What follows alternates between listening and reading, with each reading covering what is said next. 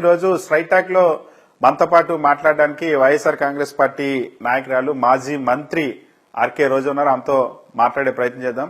నమస్తే మేడం, సంక్రాంతి శుభాకాంక్షలు మీకు అండ్ మన ప్రేక్షకులందరికీ సంక్రాంతి శుభాకాంక్షలు. ఈ సంక్రాంతి అందరికీ సంతోషాన్ని తీసుకురావాలి, హెల్త్ వెల్త్ తీసుకురావాలని మనస్ఫూర్తిగా కోరుకుంటున్నాను. సంక్రాంతి ఎలా సెలబ్రేట్ చేసుకుంటున్నారు ఈసారి ఫ్యామిలీతో? ఎవ్రీ టైం సంక్రాంతి నేను సెట్టిపల్లికి వెళ్ళేదాన్ని, మీ అందరికీ కూడా తెలుసు. కానీ లాస్ట్ ఇయర్ నుంచి అందరినీ పిలిచి అందరితో పాటు 5 days టెంపుల్స్కి వెళ్ళటం, ఇంట్లో పూజలు చేయటం, వెరైటీ వంటలు చేసుకోవటం, అలాగే గుళ్ళకి వెళ్ళటం, సినిమాలకు వెళ్ళటం, అట్లా ఎంజాయ్ చేస్తున్నాం. ఈసారి కూడా మొత్తము బంధువులంతా వచ్చారు. అత్తయ్యలు, మామయ్యలు, పిన్నిలు, బాబాయిలు, వాళ్ళ పిల్లలు అంటే పెద్దవాళ్ళ నుంచి చిన్న పిల్లల వరకు. సంక్రాంతి అంటే మొత్తం మనకి ఇష్టమైన మన వెల్ విషర్స్ బంధువులతో జరుపుకోవటం అనేది మెయిన్.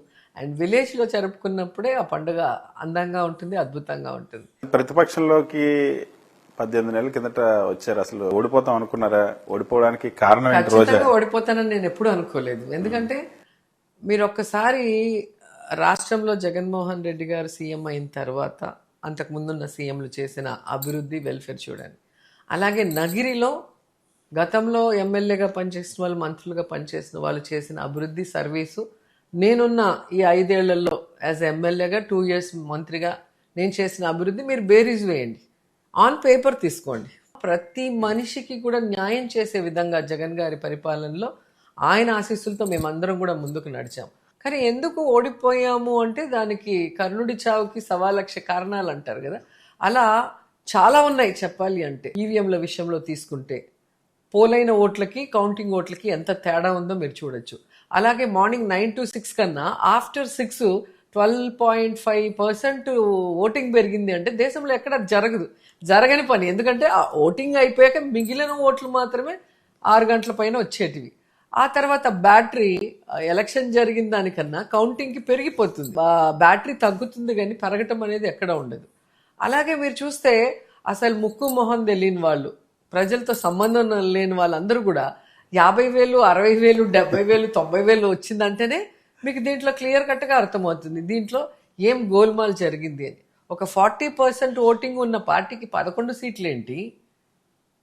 21 సీటు ఉంటే 21 సీటు 100% స్ట్రైక్ రేట్ అంటూ పవన్ కళ్యాణ్ మాట్లాడే పరిస్థితికి దానికి ఎలా వచ్చింది? ఇవన్నీ కూడా ప్రజలు అర్థం చేసుకోవాలి. మీరు గెలిచినప్పుడు ఈవీఎంలతోనే గెలిచారు, ఓడిపోయినప్పుడు మాత్రం ఈవీఎంలు గోల్మాల్ అంటున్నారని విమర్శిస్తుంది కదా.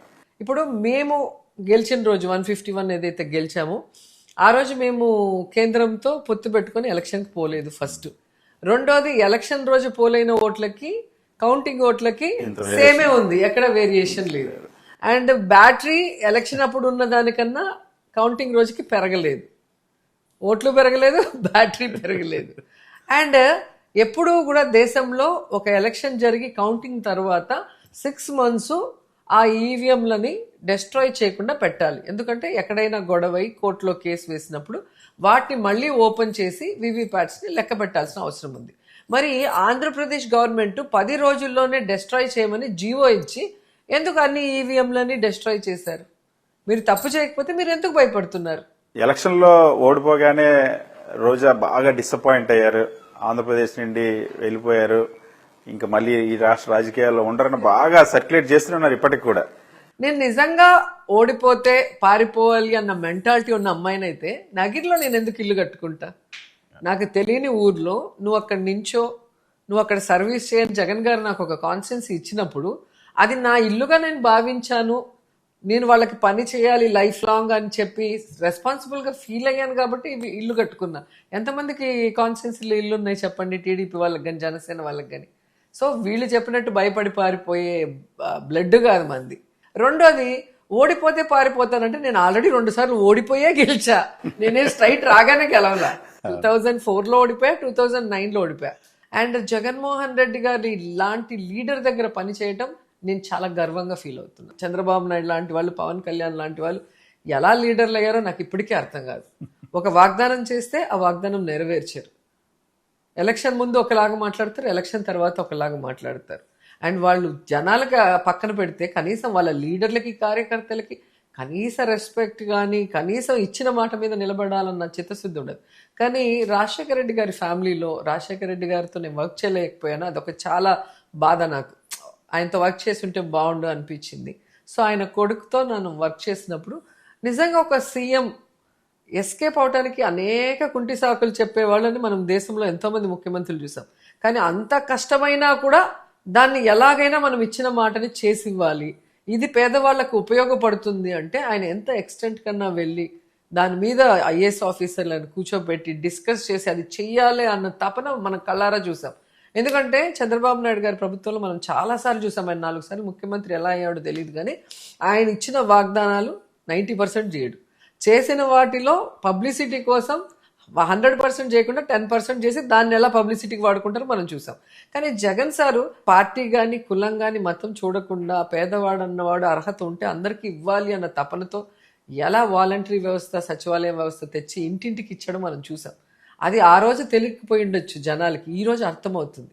ఎందుకంటే ఆ రోజు తెలుగుదేశం వాళ్ళు విషం నింపారు ప్రజల్లో. ఆయన జోబుల్లో నుంచి ఇచ్చాడా, ఆయన ఆస్తి తీసుకొచ్చి ఇచ్చాడా అని. మరి ఈ రోజు తెలుగుదేశం పార్టీ జనసేన జోబుల్లో నుంచి కాదు కదా, వాళ్ళ ఆస్తి కాదు కదా, మరి ఎందుకు ఇవ్వలేకపోతున్నారు?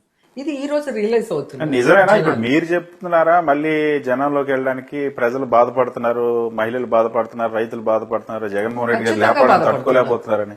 ఈ రోజు రావాల్సిన ఆరోగ్యశ్రీ లేకుండా పోయింది. స్కూల్స్ లో ఈరోజు ఇంగ్లీష్ మీడియం లేదు, ట్యాబ్స్ లేదు, క్వాలిటీ బ్యాగ్స్ లేదు, బుక్స్ లేదు. అలాగే భోజనం అసలు ఎంత కేవలమైన తినలేని పరిస్థితులు ఈరోజు ఉన్నారు. మన గవర్నమెంట్ లో టీచర్స్ కూడా తినే పరిస్థితి, అంత క్వాలిటీగా మనం ఇచ్చాం. ఈరోజు నిరుద్యోగులకు మీరు చూస్తే నిరుద్యోగ భృతి ఇస్తా లేకపోతే ఉద్యోగం ఇస్తా అన్నారు, 2 లేదు. అమ్మఒడి 2 30,000, 3 45,000 అన్నావు. ఒకరికే సక్రమంగా ఇలా 15,000 ఇవ్వాల్సింది 7,000 8,000 ఇచ్చావు. 80 లక్షల మందికి పైగా ఇవ్వాలి, 50 లక్షలు ఇచ్చి 30 లక్షలు కొట్టేశావు. మరి ఏంది ఇది? 0 వడ్డీ రుణాలు లేదు, ఆరోగ్యశ్రీ లేదు. ఇట్లా చెప్పుకుంటూ పోతే అసలు రాష్ట్రాన్ని సర్వనాశనం చేస్తూ ప్రజల భవిష్యత్తును తాకట్టు పెట్టే విధంగా ఈరోజు వాళ్ళు ప్రవర్తిస్తున్న తీరు మీరు చూడండి. మెడికల్ కాలేజీలు ఎవరైనా ప్రభుత్వం కట్టాలనుకుంటారు, వాటిని కూడా ప్రైవేట్ వాళ్ళకి ఇచ్చేయాలి అనుకున్నారు. రోడ్లు ఇచ్చేస్తారు, మున్సిపాలిటీలను ఇచ్చేస్తారు, అన్ని ప్రైవేట్ వాళ్ళకి ఇచ్చేసి ఏం చేద్దామని ఓ పక్క అప్పులు తీసుకొని వస్తున్నారు. ఆ తెచ్చిన డబ్బు ఏం చేస్తున్నారు ఎవరికీ తెలియదు. వెల్ఫేర్ లేదు, డెవలప్మెంట్ లేదు. ఇప్పుడు ఆర్టీ యాక్ట్ కింద మేము రోడ్స్ పెడితే వీళ్ళు అధికారంలో వచ్చిన తర్వాత ఒక్క రోడ్ రిపేర్ చేయలేదు, ఒక్క రోడ్డు కూడా వేయలేదు అనేది మా నగిరిలో ఆర్టీ యాక్ట్ కింద మేము తీసుకున్నాం, మీకు చూపిస్తాను. మరి ఆ విధంగా ఉంది. ప్రజలు ఎప్పుడో తెలుసుకున్నారు చంద్రబాబు నాయుడిని, పవన్ కళ్యాణ్ని నమ్మటం తప్పు. వాళ్ళు ప్రతిసారి మోసం చేస్తున్నా మళ్ళీ మనం నమ్మటం మన తప్పే. కాబట్టి ఇంకా భవిష్యత్తులో వాళ్ళని నమ్మకూడదు, జగన్మోహన్ రెడ్డి గారు లాంటి మంచి వ్యక్తితోనే మనం ఉండాలనేది వాళ్ళు తెలుసుకున్నారు. కాబట్టి ఈరోజు ప్రతి ఒక్కరు రోడ్డు మీదకి వచ్చి కూటమి ప్రభుత్వం మీద వాళ్ళకి ఎంత కోపం ఉంది, ఎంత అసహ్యం ఉందో చూపిస్తున్నారు కదా. మళ్ళీ ఈ మధ్య మీరు టీవీ షోస్ చేస్తా ఉన్నారు, మూవీస్ లో నటిస్తా ఉన్నారు. రోజు పాలిటిక్స్ నుండి క్విట్ అయిపోతా ఉన్నారు, రాజకీయాలు వదిలేపోతున్నారు. అందుకే షూటింగ్స్ మెల్లగా కాన్సన్ట్రేట్ చేసుకుంటారని ఇది ఒక క్యాంపెయిన్ కూడా నడుస్తుంది. చెప్తున్నాను కదా, రోజా ఏది చేసినా సెన్సేషనే. నన్ను పెట్టుకొని బతికే వాళ్ళు చాలా మంది ఉన్నారు. యూట్యూబ్ వాళ్ళు కానీ, ఎఫ్బీలు ఇట్లా పోస్ట్ చేసుకొని బతికే వాళ్ళు చాలా మంది ఉన్నారు. నిజంగా నేను ఒకటే అడుగుతున్నా, నేను మినిస్టర్ అయిన తర్వాతే షూటింగ్స్ ఆపాను. అంతవరకు నేను టీవీ షోస్ చాలా చేశాను. నేను చేసిన ఆల్మోస్ట్ షోస్ అన్ని సూపర్ హిట్టే. మంత్రి అన్నప్పుడు స్టేట్ వైడ్ వర్క్ చేయాల్సి వస్తుంది కాబట్టి యాక్ట్ చేయకూడదని నాకు నేను డెసిషన్ తీసుకున్నా. మరి ఈ రోజు నాకు ఫ్రీ టైం ఉన్నప్పుడు మళ్ళీ నేను ఆర్టిస్ట్ కాబట్టి టీవీలో కనిపిస్తే వెంటనే నేను సినిమాలకు వెళ్ళిపోతున్నాను, టీవీలకు వెళ్ళిపోతున్నానంటే మరి ఈరోజు పవన్ కళ్యాణ్ లాంటి వాడు ఒక పార్టీ ప్రెసిడెంట్కి అసలు టైం ఉంటుందా? ఎమ్మెల్యేకే టైం ఉండదు, మంత్రికి అస్సలు ఉండదు. పార్టీ ప్రెసిడెంట్ అంటే మరి నువ్వు ఏ రోజు ఒక పార్టీ ప్రెసిడెంట్ లాగా బిహేవ్ చేసావు, ఏ రోజు ఒక డిప్యూటీ సీఎం లాగా ప్రవర్తించావు? ఎప్పుడు చూసినా హైదరాబాద్లో షూటింగ్స్ చేసుకుంటూ ఎంజాయ్ చేసుకుంటూ ఉంటే ఆయన్ని ప్రశ్నించారు. హిందూపురంలో బాలకృష్ణ గారు ఎన్ని రోజులు కాన్స్టిట్యున్సీలో ఉంటారు, ఎంతమంది ప్రజలు అందుబాటులో ఉంటారు, ఏం చేస్తున్నారు? మరి ఆయన యాక్ట్ చేస్తే తప్పులేదు, పవన్ కళ్యాణ్ గారు యాక్ట్ చేస్తే తప్పులేదు, సెంట్రల్ మినిస్టర్గా చేసిన చిరంజీవి గారు యాక్ట్ చేస్తే తప్పులేదు, రోజా యాక్ట్ చేస్తే అది ఒక పెద్ద తప్పు. అదేంటో నాకు అర్థం కావట్లే ఇప్పటికి కూడా, ఆ లాజిక్ అర్థం కావట్లా. అంటే ఆడోళ్ళు అంటే వీళ్ళకి అంత చులకన, ఆడోళ్ళు చేయకూడదు, మగవాళ్ళు మాత్రమే యాక్ట్ చేయాలి, ఆడోళ్ళు కాళ్ళ కింద చెప్పు కింద రాయిలాగా ఉండాలనుకుంటున్నారా, లేకపోతే రోజా ఒక్కటే చేయకూడదని వీళ్ళు ఫీల్ అవుతున్నారా? నాకైతే అర్థం కావట్లేదు. సో రోజాని త్వరలో అరెస్ట్ చేయబోతా ఉన్నాం, జైలుకి పంపించబోతా ఉన్నాం, ఆడదాం ఆంధ్రాలో పెద్ద అవినీతి చేశారు అని ఒక ఎల్లో మీడియా క్యాంపెయిన్ నడుస్తుంది. మీరు కౌంటింగ్ నెక్స్ట్ డే నుంచి స్టార్ట్ అయింది. దో రోజాని అరెస్ట్ చేసినాం, అదో రోజాని అరెస్ట్ ఇదని. మళ్ళీ కొన్ని రోజులు లేదు, రోజా ఏదో మాట్లాడి సెట్ చేసేసుకుంది లోకేష్ తో, చంద్రబాబు నాయుడుతో అని కొన్ని రోజులు. మళ్ళీ మనం ఏదైనా ప్రెస్ మీట్ పెట్టి గట్టిగా మాట్లాడినప్పుడు లేదు లేదు లేదు మళ్ళీ ఎంక్వైరీ చేసేసాం, రేపే అరెస్ట్. ఇది నాకు అర్థం కాని విషయం ఒకటే ఏంటంటే, ఈరోజు అధికారం మీ దగ్గర ఉంది. ఆడుదాం ఆంధ్ర అనేది స్టేట్ వైడ్ ఒక పెద్ద ప్రోగ్రామ్. ఇంతవరకు దేశంలో ఏ రాష్ట్రంలో ఎవరూ చేయనటువంటి విధంగా స్పోర్ట్స్ పర్సన్స్ కి జగన్మోహన్ రెడ్డి గారు ఒక అద్భుతమైన కార్యక్రమాన్ని చేపట్టారు. అది 100 కోట్ల ప్రాజెక్టు, 119 కోట్లు. దాంట్లో 100 కోట్ల స్కామ్ జరిగింది అనేది ఫస్ట్. వీళ్ళ అబద్ధాలని నేను చెప్తున్నా, ఒక్కొక్క అబద్ధం ఎలా చెప్తారని. రెండోది 3 లక్షలకు పైగా గేమ్స్ పెట్టడం జరిగింది. సో వాళ్ళకి ఎక్విప్మెంట్ దగ్గర నుంచి, వాళ్ళకి భోజనం దగ్గర నుంచి, వాళ్ళకి గేమ్స్ ఆర్గనైజ్ చేసే దగ్గర నుంచి ఎంత ఖర్చు అవుతుందో ఒకసారి మీరు చూడండి.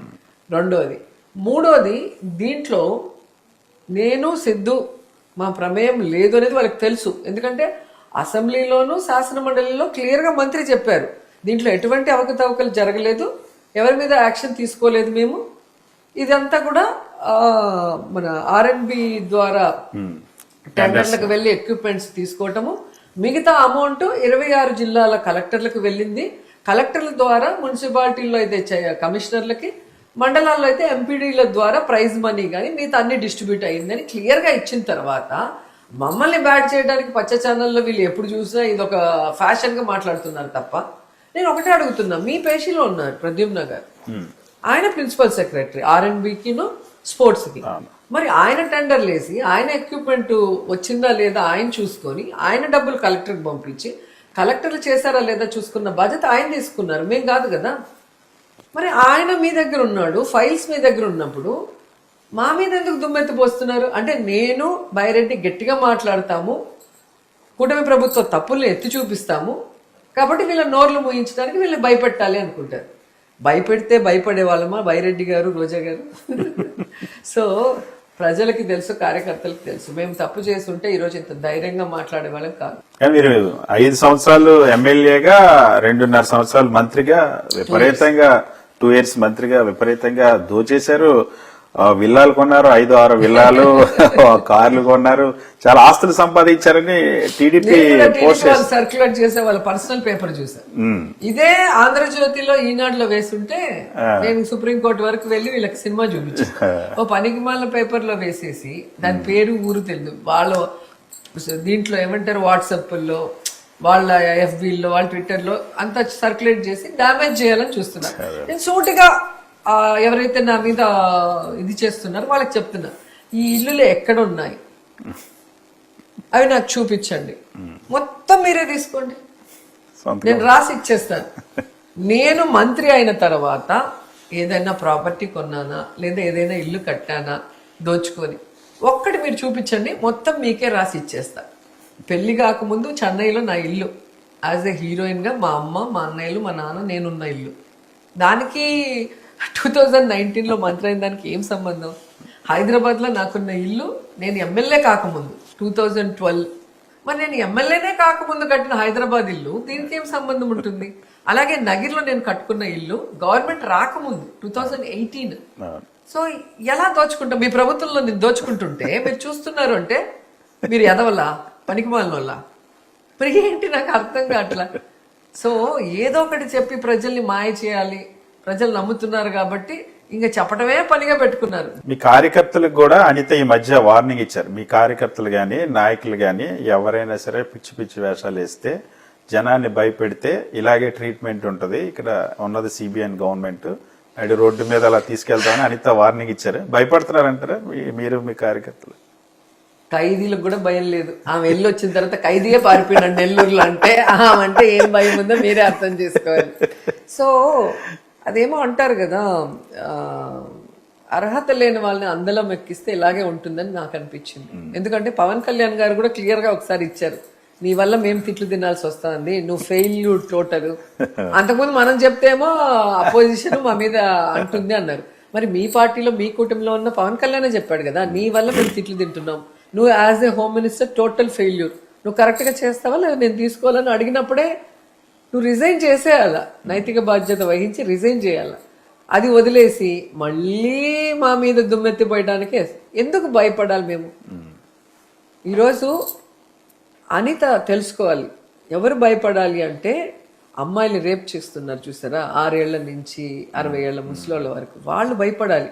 అమ్మో హోంమంత్రి మన మీద యాక్షన్ తీసుకుంటుందేమో అన్న భయం వాళ్ళకు ఉండాలి. ఎవ్వడికి లేదు. ఇష్టానికి రేప్ చేసిపోతున్నారు, ఇష్టానికి రోడ్ల మీద నరికేస్తున్నారు, ఇష్టానికి ముక్కలు ముక్కలు చేసి ఎక్కడ పడేస్తున్నారో తెలియదు. ఎవరింటికైనా పోయి నువ్వు పరామర్శిస్తున్నావా? ఎవరికైనా నువ్వు అండగా నిలబడ్డావా? నువ్వు తీసుకునే చర్యలు బట్టి ఏ నేరస్తుడన్నా భయపడి ఆ తప్పు చేయటం ఆపేస్తున్నాడా? నిన్ను చూస్తే నేరస్తులకు కూడా భయం లేదు, ఇంకా తప్పు చేయని మేమెందుకు భయపడాలి? మీరు ఈ మధ్య పోలీసుల్ని ఏదో బావిలో దూకమన్నారని అదొక కాంట్రవర్సీ చేస్తుంది, మీ మీద కేసు పెడతారట పోలీసులు రెడీగా. పెట్టమనండి, నేను బావిలో దూకండి అన్నా, నీళ్లు లేని బావిలో దూకమన్నా. ఎందుకు?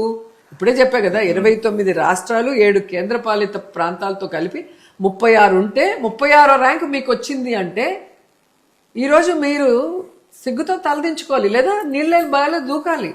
ఈ చంద్రబాబు నాయుడు, లోకేష్, అనిత గారు చెప్పినట్టు ఆడితే దేశంలోనే మీ పరువు పోయింది, మీ పరువుతో పాటు రాష్ట్ర పరువు పోయింది. నా మీద కేసు పెడితే ఉన్నది పోతుంది మీకు, అంతే కదా. ఈరోజు ఎమర్జెన్సీ రెస్పాన్స్ లో కూడా మీరు 0లో ఉన్నారు. ఏదో కేసు పెట్టాలి అని గోడగుడ్డు మీద ఈకలు బీకాలంటే ఎవరేం చేయలేరు. 18 నెలలు అయింది మేడం చంద్రబాబు నాయుడు గారి పరిపాలన గడిచింది. సూపర్ హిట్ చేసాము, సూపర్ సక్సెస్ పరిపాలన ఇది, డబుల్ ఇంజన్ సర్కార్ మాది, అద్భుతంగా పరిపాలిస్తున్నాము అని చెప్పేసి అంటున్నారు. నిజమేనా? చంద్రబాబు నాయుడు ఒక చరిత్రహీనుడిగా ఈ 18 నెలల పరిపాలనలో మిగిలిపోతాడు. మనం చెప్పడం ఎందుకు, సాక్షాత్తు వాళ్ళే చెప్తున్నారు కదా. రేణుకా చౌదరి గారు చెప్పారు, ఇంత వరస్ట్ పరిపాలన నేను చూడనే లేదు అని చెప్పింది. వాళ్ళే చెప్పారు. మన వెంకయ్య చౌదరి గారు ఆయన ఏం చెప్పారు, ఏంటిది ఈ అప్పులు చూస్తుంటే నాకు భయం వేస్తుంది, ఎటుపోతుంది ఈ స్టేటు, ఏంది పరిపాలన అని ఆయన చెప్పారు. ఆయన సీనియర్ మోస్ట్ పొలిటీషియనే కదా. అలాగే ఏబి వెంకటేశ్వర్లు చౌదరి ఆయన చెప్పారు కదా. సో వాళ్ళే చెప్తున్నారంటే మీరు అర్థం చేసుకోవాలి. ఇదంతా ఒక ఎత్తు అయితే చంద్రబాబు నాయుడు స్వయంగా చెప్పాడు, మనమేమో బాగా పరిపాలిస్తున్నామని మనం అనుకుంటున్నాము, కానీ మనం వరస్ట్ గా పరిపాలిస్తున్నామని సర్వేలు చెప్తున్నాయి. అంటే ఈ రోజు ఎలక్షన్ పెడితే మొత్తం కూటమిలో ఉన్న ఎమ్మెల్యేలంతా 90% ఓడిపోతారు అని వచ్చింది అంటే వాళ్ళ పరిపాలన ఎంత చెత్తగా ఉందో ఆయన చెప్పుకుంటున్నాడు కదా. ఓన్లీ టీవీలు పచ్చ ఛానళ్ళ ముందర ఇలా మేము సూపర్ 6 సూపర్ హిట్ అని చెప్పుకోవటం, మేము చెప్పిందంతా చేసేసినాం అద్భుతం అని చెప్పుకోవటం, కానీ వెనక్కి వస్తే ఏం జరుగుతుందో వాళ్ళే చెప్పుకుంటున్నారు. సో ఇంత వరస్ట్ పరిపాలన, ఇంత దరిద్రమైన పరిపాలన ఎప్పుడు కూడా ఎవరు చూసిండరు ఏ స్టేట్లో కూడా. సో అలాంటి ఒక చరిత్రహీనుడిగా చంద్రబాబు నాయుడు మిగిలిపోతాడు. ఎందుకంటే అబద్ధాలు చెప్పటం తప్ప ఆయన చేసింది ఏమీ లేదు. రెండోది, ఉండే ప్రభుత్వ ఆస్తులు కూడా ప్రైవేటు పరం చేస్తూ రాష్ట్రానికి నష్టం చేస్తున్నాడు. రాష్ట్రానికి రావాల్సిన ఆదాయ వనరులు ఏవైతే ఉందో, ఇసుక, మైన్స్, వైన్స్, ఇంకేమున్నాయో అన్నీ కూడా ప్రైవేట్ వాళ్ళకి బినామీలకు ఇచ్చేసి వీళ్ళు ఎలా ఈ విధంగా కమిషన్లు దోచుకుంటున్నారో కళ్ళ ముందే కనిపిస్తుంది. ఖజానాకి డబ్బులు రాట్లా, ఖజానాలో సంపద రాట్లా, కానీ వీళ్ళ పర్సనల్ ఖాతాల్లోకి సంపద ఎలా వస్తుందో మనం చూస్తున్నాం. ఇవన్నీ ప్రశ్నించకుండా ఉన్నందుకు పవన్ కళ్యాణ్కి ఎంత సంపద వస్తుందో అందరూ చూస్తున్నారు.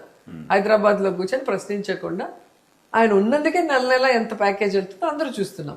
సో గింజుకోవటం కాదు, జరుగుతున్నది మామూలుడికి కూడా ఈరోజు సోషల్ మీడియా ద్వారా తెలిసిపోతుంది. సో జగన్మోహన్ రెడ్డి మాటికి బెంగళూరు వెళ్తా ఉన్నారు. బెంగళూరు వెళ్ళి ఆంధ్రప్రదేశ్ రాష్ట్రం మీద కుట్రలు చేస్తా ఉన్నారు.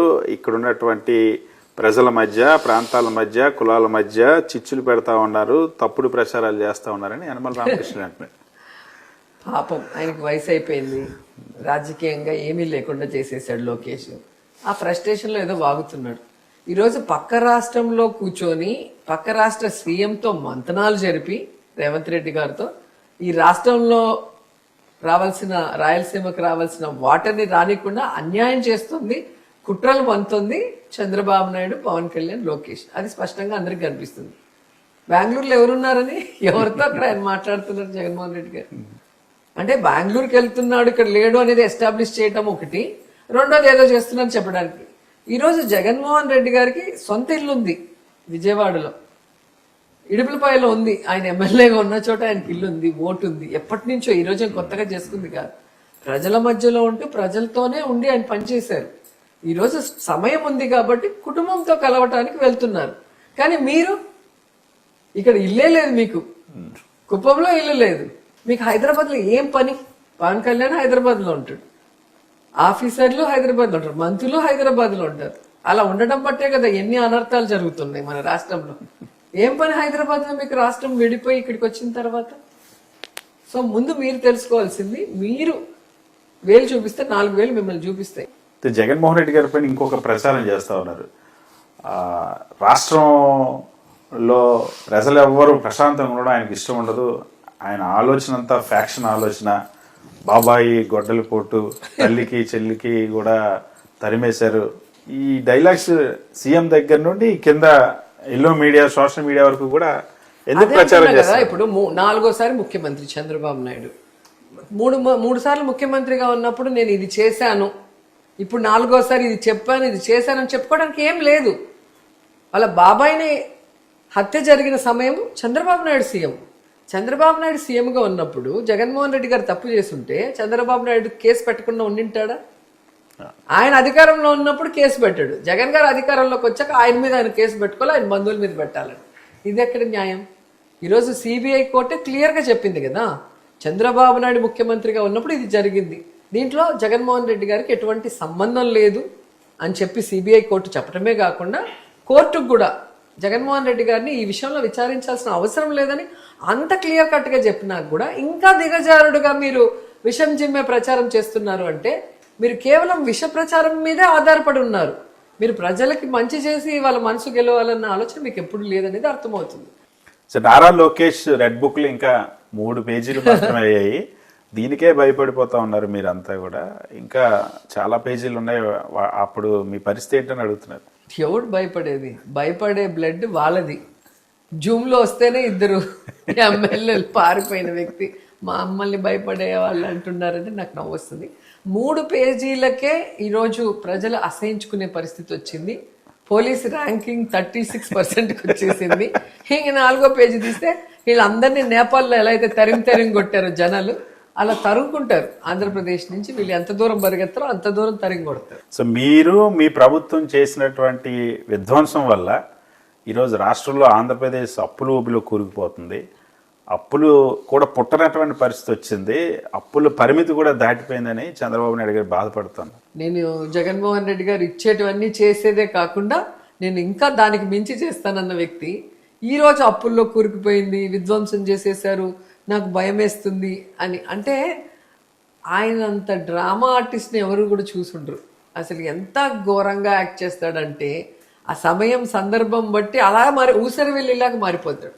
ఈరోజు జగన్మోహన్ రెడ్డి గారు 5 సంవత్సరాల్లో ఎంత అప్పు చేశాడు? 3,32,000 కోట్లు.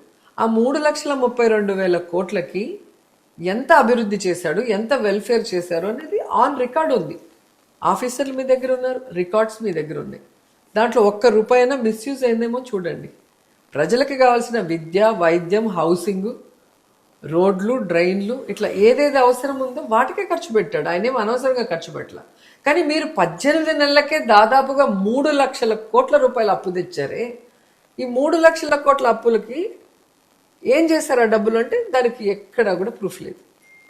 ఒక్క ఇంటికి కూడా వాళ్ళు కొత్తగా డబ్బులు ఇచ్చింది లేదు. ఒక్క మెడికల్ కాలేజ్ పూర్తి చేసింది లేదు. ఒక్క స్కూల్ మిగిలిపోయి ఆగిన వాటిని పూర్తి చేసింది లేదు. ఫీజు రియంబర్స్మెంట్ కానీ, ఆరోగ్యశ్రీకి కానీ, లేదా వేరే వాటికి ఆయన వాళ్ళు ఇచ్చిన దాఖలాలు ఎక్కడా కనిపించట్లా. రోడ్లు రిపేర్ కానీ, కొత్త రోడ్లు వేసిన దాఖలాలు కనిపించట్లా. ఇంకా దేనికి పోయింది 3 లక్షల కోట్లు? మనం హార్బర్లు కూడా కట్టాం. ఎంత పెద్ద పెద్ద మీ పాలన వల్ల ఆంధ్రప్రదేశ్ శ్రీలంక అయిపోయింది అంటారు. మా పాలన వల్ల శ్రీలంక అయితే మరి 3,00,000 కోట్లు 18 నెలల్లోనే తీసుకొచ్చి ఆ డబ్బులు ఏం చేశారో కూడా ఎవరికీ తెలియకుండా దోచేసుకున్న మీ పాలనలో మరి ఇప్పుడు ఏమైనట్టు రాష్ట్రము? ఆఫ్రికాకు అమ్మైందా? చెప్పండి, శ్రీలంకకు అక్కయిందా? సో ఈరోజు చంద్రబాబు నాయుడు అప్పుల్లో నెంబర్ 1 ప్లేస్కి తీసుకొచ్చాడు ఆంధ్రప్రదేశ్ని. అండ్ ఇంత దరిద్రమైన సీఎంగా నెంబర్ 1 ప్లేస్లో ఉంటాడు చరిత్రలో. ఈ రాష్ట్రంలో అసలు ప్రస్తుత ప్రభుత్వంలో అవినీతే లేదు, ఎక్కడ లంచాలు లేవు, పూర్తి పారదర్శకమైన పరిపాలన అందిస్తున్నాం అని చెప్పి చంద్రబాబు నాయుడు అంటారు. వాళ్ళ ఎమ్మెల్యేలు వాళ్ళ కార్యకర్తల్లో టీవీ డిబేట్స్ లో కూర్చొని చంద్రబాబు నాయుడుకి డైరెక్ట్ గా చెప్తున్నారు కదా. ముఖ్యంగా జనసేన ఎమ్మెల్యేలు కూడా ఏ విధంగా దోచుకున్నారో, టీడీపీ వాళ్ళు ఎలా దోచుకున్నారు క్లియర్ గా చెప్తున్నాడు. వీడు ఇన్ని వందల కోట్లు సంపాదించాడు, పలానా ఇసుక దోచాడు, పలానా డ్రగ్స్ వ్యాపారంలో వీడు నెంబర్ 1 గా ఉన్నాడు, మైన్స్ లో ఇలా దోచారు క్లియర్ గా చెప్తున్నారు కదా. కల్తీ లిక్కర్ లో గానీ. సో అన్ని రకాలుగా రాష్ట్రంలో ప్రభుత్వానికి రావాల్సిన ఆదాయాన్ని గండి కొడుతూ వీళ్ళు ఆదాయాన్ని పెంచుకుంటూ అప్పులు తీసుకొచ్చి వాటిని కూడా మొబిలైజేషన్ ఫండ్స్ గా ఇచ్చి దాంట్లో కమిషన్లు కొట్టేసుకొని, అలాగే ఈరోజు రాజధాని భూముల్ని కూడా ల్యాండ్ పూలింగ్ అంటూ దాంట్లో దోచుకుంటూ వీళ్ళు దాచుకోవటమే వీళ్ళు పనిగా పెట్టుకున్నారు. జగన్మోహన్ రెడ్డి గారు అనేక సందర్భాల్లో చెప్పారు, దాచుకోవడమే చంద్రబాబు నాయుడుకి కూటమి ప్రభుత్వానికి అలవాటు. వీళ్ళని నమ్మి మీరు ఓటేశారు అంటే వీళ్ళు చంద్రముఖిలాగా మీ రక్తాన్ని గ్లాసులో పట్టుకొని తాగేస్తారని చెప్పాడు. అదే జరుగుతుంది ఈరోజు. సో కళ్ళ ముందు చూస్తే చిన్న పిల్లోడికి కూడా కనిపిస్తుంది ఈ ప్రభుత్వంలో ఎమ్మెల్యేలు కూడా ఎలా దోచుకొని తింటున్నారు. సో వాళ్ళు ఎక్కడా కూడా వెల్ఫేర్ చేయడానికి చంద్రబాబు నాయుడు ఏం చేయట్లేదు కాబట్టి వాళ్ళకి ఏం పని లేదు. సో వాళ్ళ పని ఏంటంటే నెక్స్ట్ మనం ఎలాగో గెలవము, ప్రజలకు అర్థమైపోయింది ఈ కూటమి ప్రభుత్వ అబద్ధాలు కానీ వీళ్ళ ఈవీఎంల మేనేజ్మెంట్ కానీ ఇంకా జరగదనేది అర్థమైపోయింది. సో ఉన్న టైంలోనే దాచుకోవాలనుకున్నారు. దీనికి క్లియర్ కట్గా నగిరి కూడా సాక్ష్యం. నగిరిలో మీరు చూస్తే వందల ఏమంటారు టిప్పర్లు, శాండ్, కంకరు, గ్రనైట్ విపరీతంగా తమిళనాడుకి కర్ణాటకకి తోలుతున్నారు. ఆఫీసర్లంతా కామ్గా ఉన్నారు. ఎన్నిసార్లు పట్టించాలి. అలాగే డ్రగ్స్, అసలు ఎడ్యుకేషన్ హబ్ పుత్తూరు, మన నగిరి కాలేజెస్లో, పుత్తూరు కాలేజెస్లో అయితే విపరీతమైన గంజా డ్రగ్స్ పిల్లలు పొడుచుకొని ఒకరినొకరు గొడవలు, తలలు పగులు కొట్టుకొని, పోలీస్ అయితే నిర్వీర్యం అయిపోయింది. ఎస్పీకి చెప్పినా, కలెక్టర్ గారికి చెప్పినా కూడా దానికి ఉపయోగం లేదు. మీరేమో మళ్ళీ అధికారంలోకి వస్తామని చెప్తున్నారు, కానీ పవన్ కళ్యాణ్ 15 సంవత్సరాల పాటు ఈ కూటమి అధికారంలో ఉంటుంది, జగన్మోహన్ రెడ్డిని ఇంకొక 15 ఏళ్ళు ముఖ్యమంత్రి కానివ్వకుండా చేస్తానంటున్నారు. నేను జాతకాలు చెప్పుకోమను, అస్ట్రాలజీ లాగా ఆయన చెప్పుకుంటూ పోతున్నాడు. అసలు పవన్ కళ్యాణ్ లాంటి వ్యక్తికి ఓటేసినందుకు లేదా ఆయనకి ఫ్యాన్గా ఉన్నందుకు ఉన్నవాళ్ళు సిగ్గుపడాలి. ఎందుకంటే ఒక నాయకుడికి ఉండాల్సిన లక్షణం ఏది కూడా అతనికి లేదు. ప్రజల పట్ల ప్రేమ కానీ, తనకిచ్చిన పదవి పట్ల లేదా తను పెట్టిన పార్టీ పట్ల చిత్తశుద్ధి కానీ, అంటే స్టేట్కి కానీ ప్రజలకి మంచి చేయాలన్న ఆలోచన ఎక్కడా లేదు. తన ప్యాకేజీ, తన షూటింగు, తన కంఫర్టు, తన సుఖం, ఇవి తప్ప ఏ రోజైనా ఒక ఆలోచన చేశాడా? సో పవన్ కళ్యాణ్ అనేవాడు ఒక పొలిటికల్ లీడర్గా పనికిరాని వ్యక్తి. ఏదో చంద్రబాబు నాయుడుతో చేరాడు కాబట్టి కూటమి ప్రభుత్వంలో ఎలాగో గెలిచాడు, కానీ విడివిడిగా వీళ్ళు కంటెస్ట్ చేస్తుంటే డిపాజిట్లు కూడా రావనేది గత ఎన్నికల్లో వాళ్ళకి అర్థమైంది కదా. మీ వైఎస్ఆర్సీపీ వాళ్ళు ఓడిపోయినా సరే ఇంకా బుద్ధి రాలేదు, వీళ్ళ నోర్లు తగ్గట్లేదు, వీళ్ళ చేతి రాతలు మారుస్తానని చెప్పి అంటాడు పవన్ కళ్యాణ్. మా చేతి రాతలా? ఆయన తల రాతే ఆయన రాసుకోలేడు, అది కూడా చంద్రబాబు నాయుడు రాయాలి. చంద్రబాబు నాయుడుతో ఉన్నంత వరకే ఈయనకి ప్యాకేజీ వస్తుంది, ఈయన గురించి పాజిటివ్ వార్తలు వస్తాయి పచ్చ ఛానల్లో. ఒక్కసారి వాళ్ళ నుంచి బయటకు వెళ్తే ఈయన బతుకు ఎలా ఉంటుందో గతంలో చూశాడు కదా. ఫస్ట్ నీ తలరాత నువ్వు రాసుకోవటం నేర్చుకో. ఇది చంద్రబాబు నాయుడు చేతికి ఇచ్చి ఆయన రాసే పరిస్థితి ఉంది కాబట్టి ఈరోజు నువ్వు ప్రజల ఇదిలో దిగజారిపోతున్నావు. అసలు ఒక మనిషిగా కూడా వాల్యూ లేకుండా పోయింది. పొలిటీషియన్ దేవుడెరు, మనిషిగా కూడా ఎంతమందికి అన్యాయం జరుగుతుంటే, మహిళలకు అన్యాయం జరిగినా, యువతకు అన్యాయం జరిగినా, రాష్ట్రానికి అన్యాయం జరిగినా నువ్వు అసలు పట్టించుకోకపోతే ఇంకా నీ మీద ఏం గౌరవం ఉంటుంది, ఏం ప్రేమ ఉంటుంది? రాబోయే కాలంలో నువ్వు చెప్తే ఎందుకు కూటమికి ఓటేస్తారు? ప్రపంచంలో ఏం జరిగినా పవన్ కళ్యాణ్ బాధ్యత, పిఠాపురంలో ఏం జరిగినా కూడా పవన్ కళ్యాణ్ బాధ్యత, అన్నింటికీ నన్నే అంటారు ఏంటని అడుగుతున్నారు, ఫీల్ అవుతున్నారు. అబ్బో ఇప్పుడు వచ్చిందా బాధ? మరి జగన్ గారిని అన్నప్పుడు చంద్రబాబు నాయుడు గవర్నమెంట్ లో ఆయన వివేకానంద రెడ్డి చనిపోతే జగన్కి ఏం సంబంధం? మరి జగన్ గారిని నువ్వు అన్నప్పుడు చెప్పండి. అలా అనేక విషయాలు చంద్రబాబు నాయుడు గవర్నమెంట్ లో జరిగినది. సుగాలి ప్రీతి విషయం కూడా చంద్రబాబు నాయుడు గవర్నమెంట్ లో జరిగింది. ఆయన తిట్టరా బాబు అంటే జగన్ తిడతాం. కొండ మీద ఏదో జరిగిందని జరగని దాన్ని కల్తీ జరిగింది, నెయ్యిలో కొవ్వు కలిసింది, దానికి జగన్మోహన్ రెడ్డి కారణము అని చెప్పి మాట్లాడింది నువ్వు. మరి ఈరోజు కొండ మీద ఇన్ని జరుగుతుంటే ఎందుకు మాట్లాడట్లేదు? కూటమి ప్రభుత్వం వల్ల జరిగే ప్రతి తప్పులో నీకు భాగస్వామ్యం ఉంది. చంద్రబాబు నాయుడు ఎంత తప్పో నీది అంతే తప్పు. మరి ఎందుకనరు? మరి నువ్వు ఫెయిల్యూర్ అయినప్పుడు రిజైన్ చేసి నిన్ను ఎవరేం మాట్లాడరు. మరి ఈ మధ్య మీరు తిరుమల దర్శనానికి వెళ్తే దాన్ని కూడా చాలా పెద్ద వివాదం చేశారు. మీకు వెళ్ళే అర్హత లేదంట, మీరు వెళ్ళకూడదంట. ఏం జరిగింది? ఎలా వెళ్ళారు తిరుమల? అంటే తెలుగుదేశం జనసేన వాళ్ళకి నన్ను చూస్తే ఎంత బాధ, ఎంత ఫ్రస్ట్రేషన్ అనేది వైకుంఠ ఏకాదశి రోజు మళ్ళీ ప్రూవ్ అయింది. ఎందుకంటే ఈరోజు సాక్షాత్తు టీటీడీ వాళ్ళ వెబ్సైట్లోనే క్లియర్గా పెట్టారు, వైఎస్ఆర్సీపీ వాళ్ళకి మేము రూల్స్కి లోబడే టికెట్లు ఇచ్చామని. ఇప్పుడు ఒక ఎమ్మెల్సీకి 6 టికెట్లు ఇచ్చినప్పుడు తనతో పాటు తన ఫ్రెండ్స్, కుటుంబ సభ్యులు తీసుకెళ్తారు. దీంట్లో తప్పే ఉంది? దీంట్లో నేను దొంగతనంగా పోవాల్సిన అవసరం ఏముంది? రెండోది, నేను సూటిగా టీటీడీ వాళ్ళని అడుగుతున్నా, కూటమి ప్రభుత్వాన్ని అడుగుతున్నా. ఆ రోజు ఎంతమందికి మీరు ప్రోటోకాల్ ఇచ్చారు? దాంట్లో ఎంతమందికి అర్హత ఉంది నాకు లేకపోతే? అసలు చిన్న చిన్న ఆర్టిస్టులు కొంతమంది అయితే అసలు ఈ మధ్యలో చాలా బ్యాడ్ ఏమంటారు ఇష్యూస్ లో దొరికిన వాళ్ళు, వీళ్ళందరూ కొండకి ఎట్లా వచ్చారు? వాళ్ళందరినీ మీరు ఎలా అలో చేశారు? నేను 2 సార్లు ఎమ్మెల్యే, మినిస్టర్ని, తిరుపతిలో పుట్టి పెరిగిన అమ్మాయిని, 150 సినిమాలు చేసిన సీనియర్ మోస్ట్ యాక్ట్రెస్ని, ఎటు చూసినా నాకు ఆ ప్రోటోకాల్ ఉంది. నాకు మీరు ప్రోటోకాల్ ఇవ్వకుండా అవమానించడం కాకుండా ఫ్రెండ్తో పవన్ కళ్యాణ్ గారితో నేను దర్శనానికి వస్తే దాన్ని ఏదో దొంగతనంగా వచ్చాను, ఏదో గోడ దూకి వచ్చినానని చెప్పి మాట్లాడటం చూస్తుంటే నిజంగా వీళ్ళు ఎంత దిగజారిపోయారు, దీన్ని ఎలా నెగిటివ్ చేయాలని చూస్తున్నారు అనేది అర్థమవుతుంది. రుషికొండ భవనాలన్నీ జగన్మోహన్ రెడ్డి గారి సొంత భవనాలు, మొత్తం రుషికొండ మొత్తాన్ని కూడా ఆయన కబ్జా చేశారని అన్నారు కదా. అవును, మరి ఆయన సొంత భవనాలు అయితే అంటే ఆయనకు రాసిచ్చేయచ్చు కదా, మరి ఎందుకు వీళ్ళ దగ్గర పెట్టుకొని ఉన్నారు? సో ఎంత యాక్టింగ్ పవన్ కళ్యాణ్ గారు అయితే ఆ వెహికల్లో నుంచి దిగి వెహికల్ ఎక్కి తొంగి రోడ్డు మీద నించుంటే కనిపిస్తుంది రిషికొండ. అది వైజాగ్లో ఉన్న ప్రతి ఒక్కరికి తెలుసు. దానికి ఎంత ఓవర్ యాక్షన్ చేశాడు. మరి ఈరోజు ఎందుకు దాని మీద యాక్షన్ తీసుకోవాలి? నిజంగా తప్పు జరుగుంటే ఈరోజు మన రాష్ట్రానికి ఒక ప్రైమ్ మినిస్టర్, ఒక ప్రెసిడెంటో లేదా ఫారిన్ డెలిగేట్స్ వస్తే ఇప్పుడు మనము వీటిల్లో పెట్టి స్టార్ హోటల్లో పెట్టి కోట్లు వేస్ట్ చేయడం ఎందుకు? మన టూరిజం ప్లేస్లోనే మనమే అద్భుతమైన బిల్డింగ్స్ కట్టచ్చు కదా. అది చక్కగా కట్టి చూపించారు జగన్మోహన్ రెడ్డి గారు. దానికి అప్రిషియేట్ చేయటం పోయి ఆయనకి ఎక్కడ మంచి పేరు వచ్చేస్తుందో అని ఆయన మీద బురద చల్లే విధంగా అది కట్టే రోజు నుంచి మాట్లాడారు. అది జగన్ గారు భారతి మేడం కోసం కట్టారు, వాళ్ళ ఓన్ కోసం కట్టారు. మరి ఎందుకు వాళ్ళకి ఇవ్వలేదు ఈరోజు? ఎందుకు మీ దగ్గరే ఉంది? కాబట్టి ప్రజలు అర్థం చేసుకుంటున్నారు వీళ్ళు వేసే బురద, వీళ్ళు వేసే విష ప్రచారం ఏంటి అనేది జనాలకు అర్థమైపోయింది. మళ్ళీ 2029 ఎలక్షన్లో జగన్మోహన్ రెడ్డి గారు అధికారంలోకి వస్తారని నమ్మకం ఉందా? 100% జగన్ అన్న మళ్ళీ ముఖ్యమంత్రి అవుతారు. ఈ రాష్ట్రానికి మళ్ళీ మంచి రోజులు వస్తాయి. రాష్ట్ర ప్రజల కష్టాలు, సమస్యలు అన్నీ తీరి మళ్ళీ చిన్నపిల్లల నుంచి విద్య, వైద్యం, అలాగే ఇంట్లో ఉన్న మహిళలకి గౌరవం అన్నీ కూడా దక్కుతాయి. Thank you so much madam. Thank you so much.